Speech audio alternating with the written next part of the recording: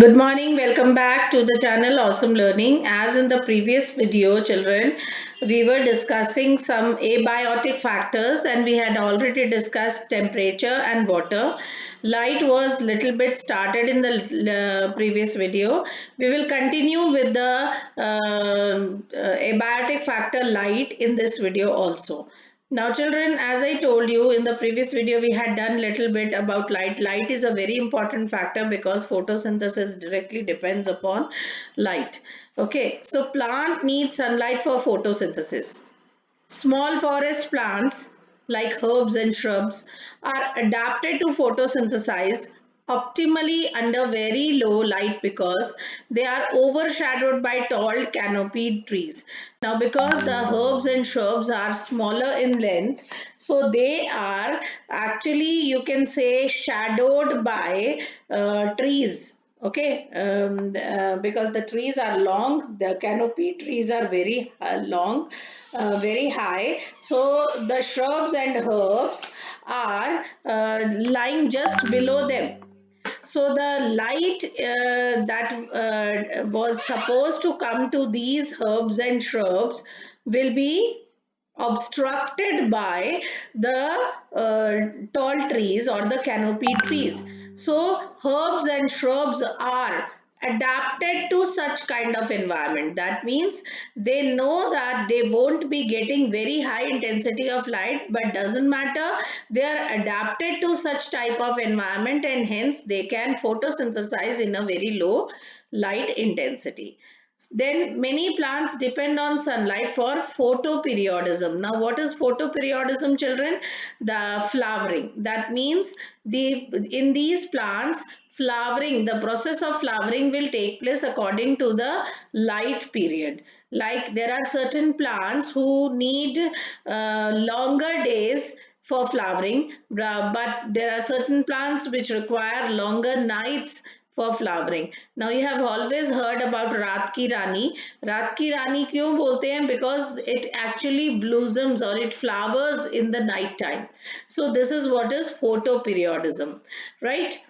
Then many animals use the diurnal and seasonal variations in light and densities and photoperiod for timing their foraging, reproductive and migratory activities. So animals are also depending on these because the light intensity and the photoperiod, how much light they require, कितने दिन, कईयों को लंबी रातें चाहिए, कईयों को लंबे दिन चाहिए. It depends on that.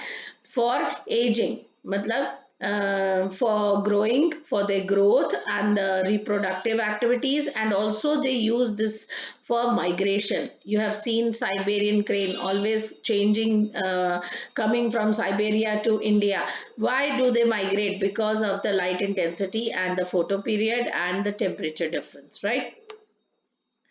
Then children, sun is the ultimate source of light and temperature on land. Deep in oceans, the environment is dark and there is no energy available from sun, right? Because sunlight reaches deep to a particular depth. That is, they have shown here 500 meters. So beyond that, sunlight cannot reach the deep oceans. The spectral quality of solar radiation is also important for the life. Okay, the spectral quality. Now you know there is a spectrum of colors. You know the seven. The sunlight is divided into a spectrum of colors. So that spectral quality is also important for life. Now the UV spectrum, we all know that is harmful to many organisms.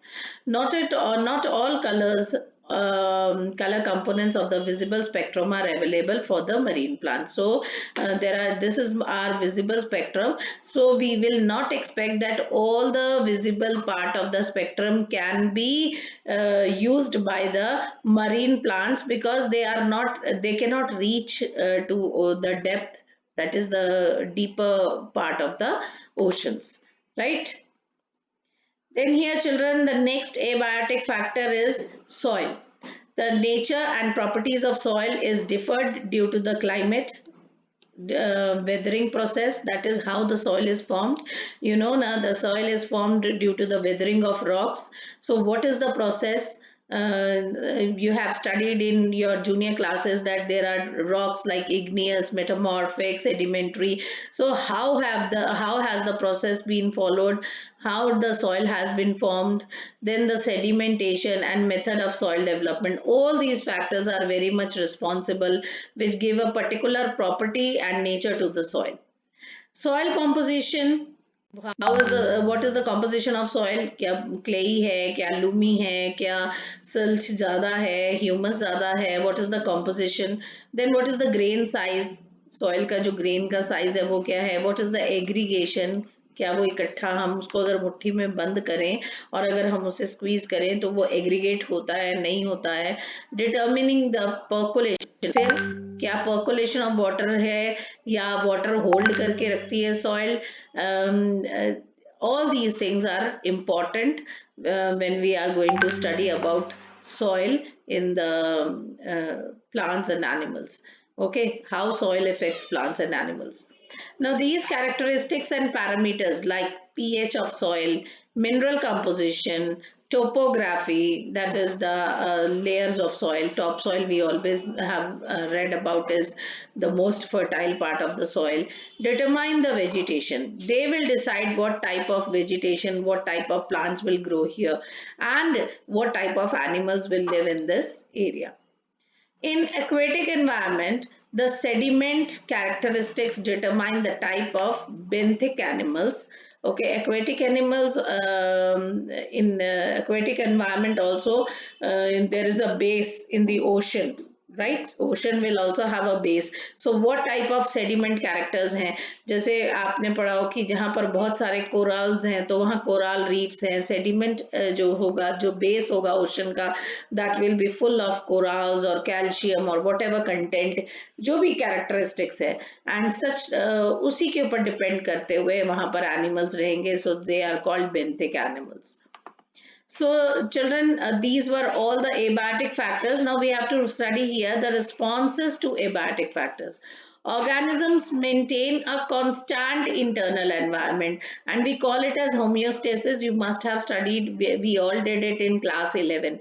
What is homeostasis? When there is a maintenance of constant internal environment, चाहे बाहर का environment जो मर्जी हो. अब winters are going to arrive, right? Winters have started knocking the doors. So outside, even if the temperature is 1 degree, 0 degree, but our internal body temperature has been maintained. How is it maintained? If there is lot of cold environment outside, so we do the shivering, we get a shiver. Now why are we shivering? Because of this shiver we get warmth. Because of this shivering process we get warmth. So the body tries to maintain the constant internal temperature and the process is homeostasis, whether or not the external environment is varying, right? So this is possible by following. How we can do this? We can regulate. By using the process of regulation we achieve the process of homeostasis. We also confirm, we migrate, and we suspend. So these are the processes, and by using which we will maintain a constant internal environment. And we are going to study all these processes one by one in the next video.